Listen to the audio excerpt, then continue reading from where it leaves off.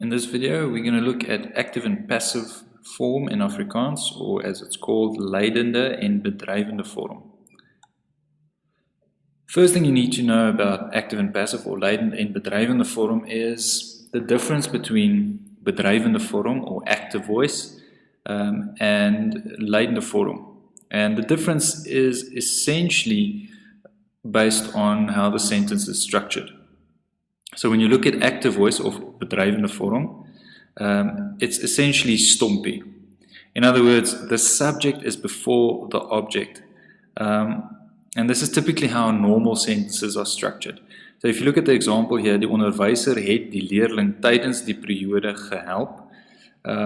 If you look at what the subject is there, and you identify the object, the key characteristic here is the fact that the subject is before the object.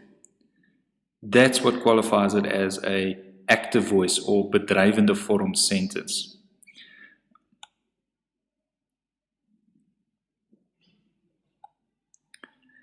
Now, when you're looking at passive voice sentences, the difference again has to do with where the object and subject is. And in a passive voice sentence, the object is now before the subject, where in an active voice sentence, it was the other way around.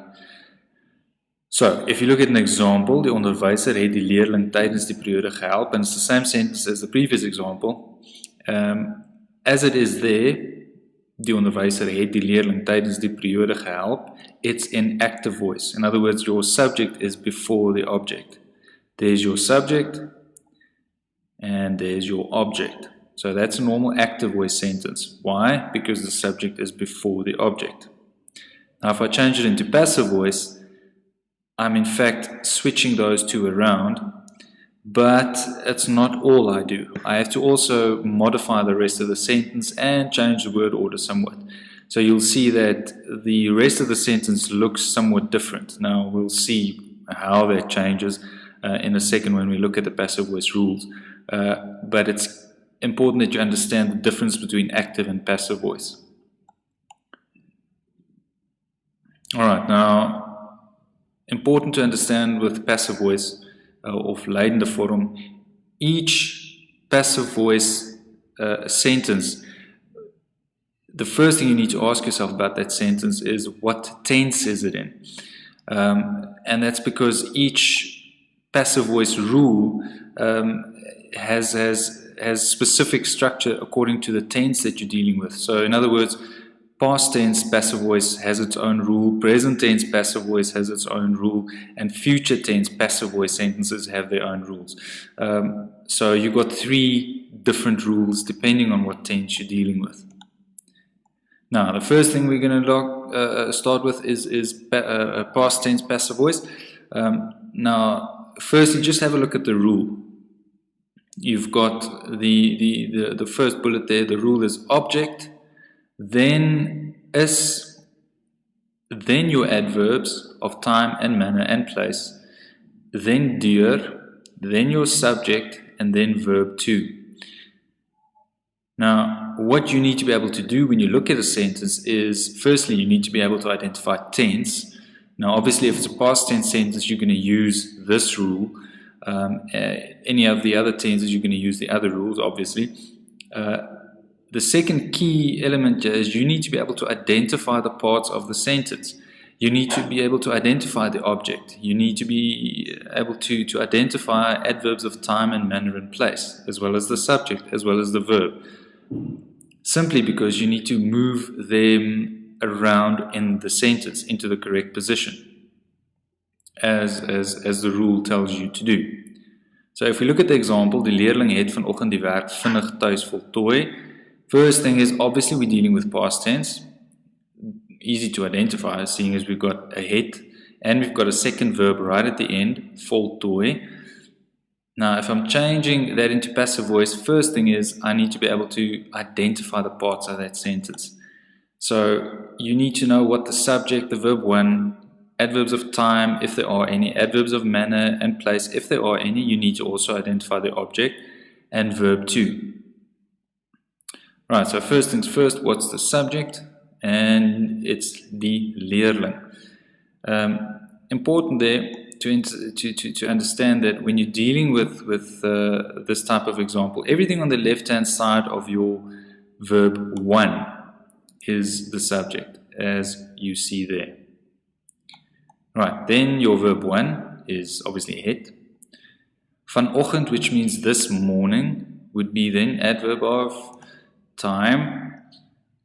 Die werk would then be object. Vinnig, which means quickly, would be manner.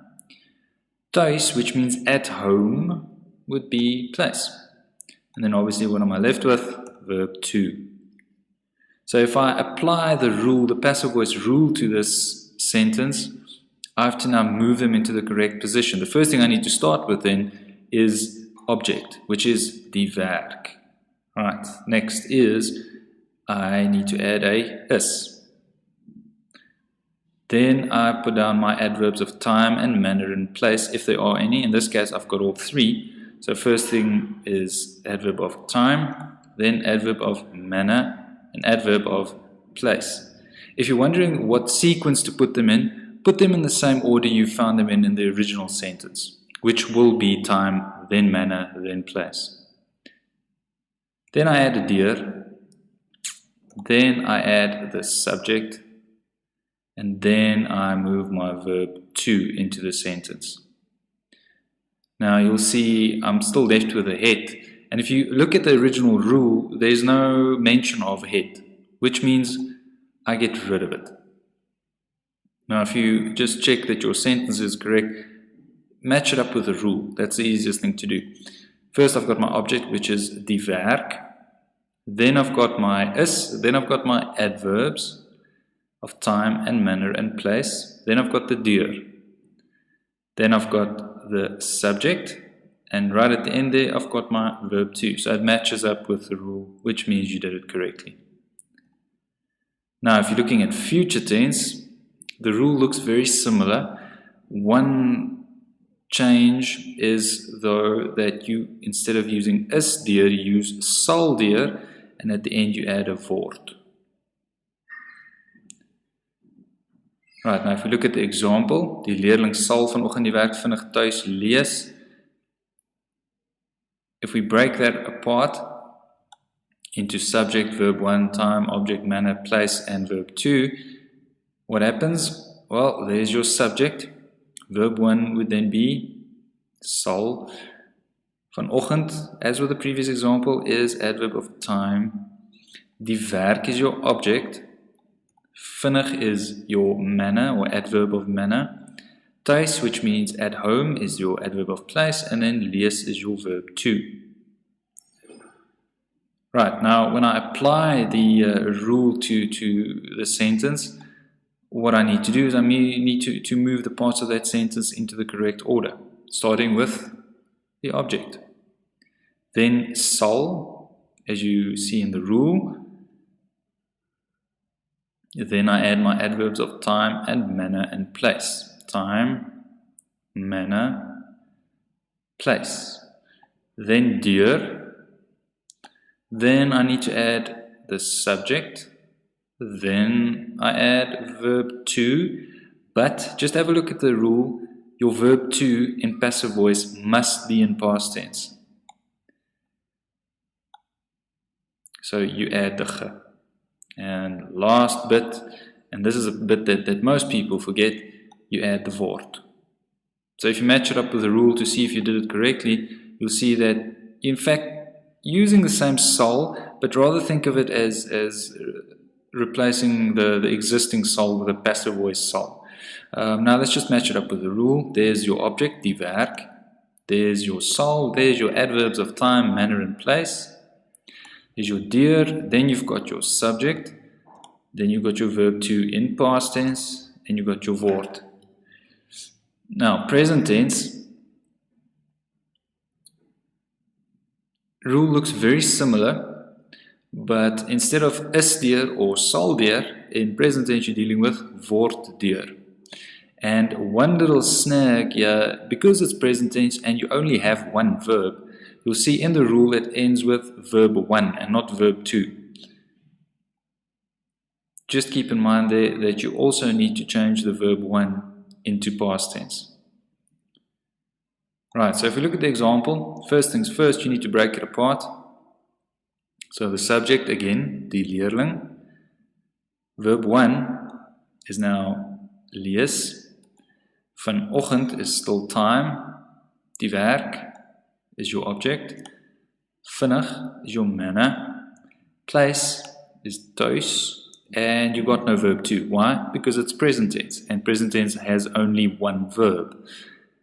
Now if you look at the rule, you're going to start your sentence with the object. Then you're going to add word.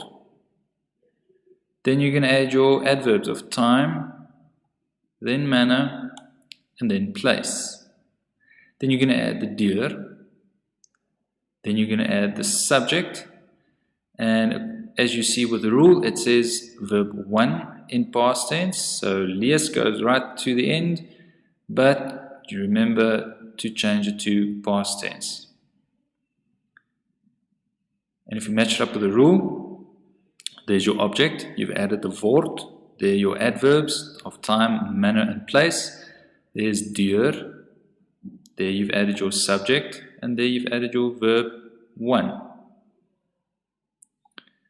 One important note, what do you do if there's no object? And the simple answer to that is you simply replace the object with the word daar, which means there. So when you're dealing with a sentence that has no object and you're changing it into passive voice, simply instead of the object use the word daar. So to revise, what you need to know about passive voice is firstly know the tense of the sentence that you're changing, and obviously then you need to know the rules for each tense. And applying the rule correctly relies on your ability to break the sentence apart.